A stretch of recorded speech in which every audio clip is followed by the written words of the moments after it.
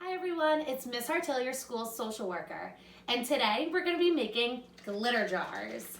Before we begin, let's take a look at the supplies that you'll need to make your very own glitter jar at home.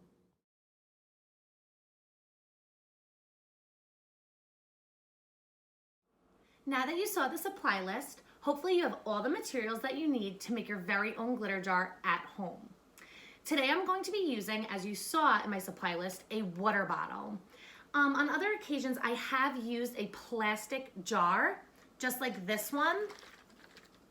It's important that we use plastic and that we do not use glass. We want to make sure that we are being safe, and we don't want to choose anything that can break easily. So the first thing you're going to do if you have a water bottle is we're going to remove that paper around the outside, recycle it. And then I already did this step, but you want to remove just a little bit of water from the top. It could even be a little less than that. You just need a little air in the top so that that water can move around and your glitter can really get moving in there. If you're using a plastic container, just fill your water and leave just a pinch of room at the top to leave for air. Next is the glue. On the supply list, you saw clear Elmer's glue or glitter glue that could look like this, or it could be in an Elmer glue bottle. And that's okay. The white glue is not gonna work the best for glitter jars. Again, you want clear glue or glitter glue. I do not have clear glue at home, to be completely honest, so I'm gonna be using some glitter glue, which I find does work very nice as it's thick. It adds a little color to your water, not too much. The glitter really is what gives it its color. And it already has some sparkles in it. So I'm gonna open up my glitter glue.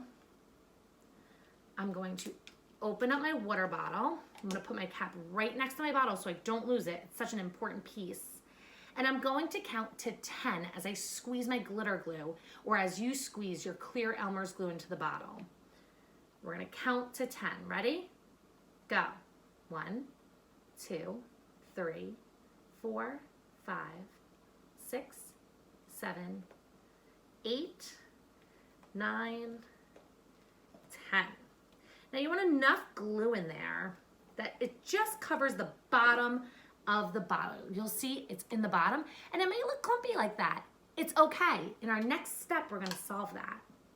You're gonna put your cap back on, and you might need to ask your parent to put the cap back on nice and tight so that it doesn't spill. And we are going to shake up our glue. Don't stop until I stop. Shake it as hard as you can. If it's clear, it's okay. It's dissolving in there. And in all honesty, this takes quite a few days for the glue to really dissolve into the water. So if there's still little clumps of glue, it's okay. It'll go away in a few days. And it'll go away as you keep shaking your bottle. All right, freeze. So my water bottle does have a little tint of purple. That doesn't always happen with the glitter glue, but in this instance it did. And it's looking like it's moving pretty slow, so I think we're ready to go. The glue really holds that glitter in place so that when we're done shaking it, it falls slowly to the bottom. So you wanna make sure you're adding enough glue. All right, so now we get to add the glitter. And if I've been in your classroom making these glitter jars, you know it's a little bit of a mess. So what I recommend is using a tablecloth, or maybe putting a plate, or maybe even a piece of tin foil underneath your water bottle to catch all the loose glitter. Today I'm gonna be using a purple glitter to go with my purple water, a silver and a white, because I feel that silver and white really adds that extra shimmer. For example, this bottle has purple, blue, big sparkles, and then purple little sparkles, and it has some silver in there, so it adds a nice little shimmer. I do not recommend using more than 2 colors because it starts to make our water look a little muddy and it's hard to see some of the sparkles. So I would choose 2 colors, and then if you can, add some white and silver, and if not, then just enjoy your 2 colors. So I'm gonna add my color first, which is purple. Again, trying to get it all in. I'm gonna count to 5. 1, 2, 3, 4, 5. Now, if you didn't remove enough water and you find that your glitter is right at the tippy top of your water bottle, close your lid and start to shake it up. Mix in the glitter and then freeze and you should have enough room again to add your next glitter. If you notice that it's not reaching the top, it's okay to keep pouring the other glitter on. So now is my silver. 1, 2, 3, 4, 5.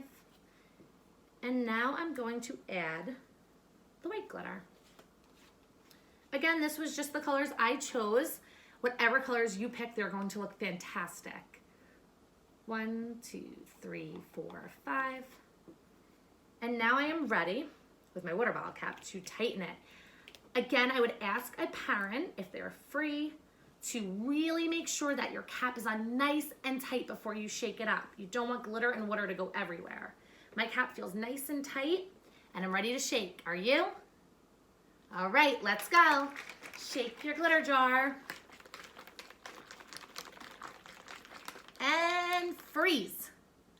Look at all of that glitter floating around in your jar. Great job, everyone.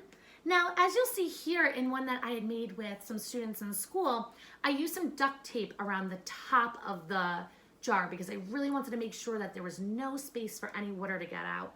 You can always do that with your top to your water bottle, or if your parent wants to use a little glue there, your parent can add some glue. Never do that on your own, but ask a parent to really secure the top of your water bottle. But if your parent twists it tight enough, it definitely should stay in there. We don't want to be throwing these to the ground. We want to just be using them to shake them and look at all the glitter.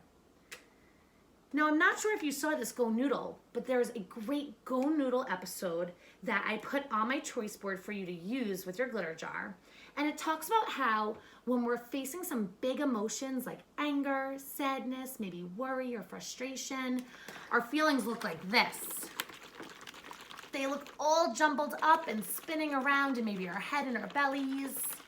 But when we stop and we take deep breaths together, let's try it. Take 2 deep breaths with me.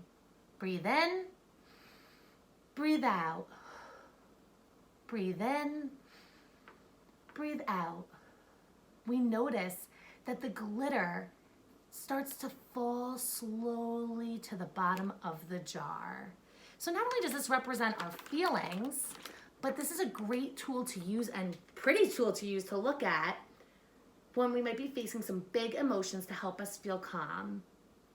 Great job, everyone. I hope that you enjoy your glitter jars at home.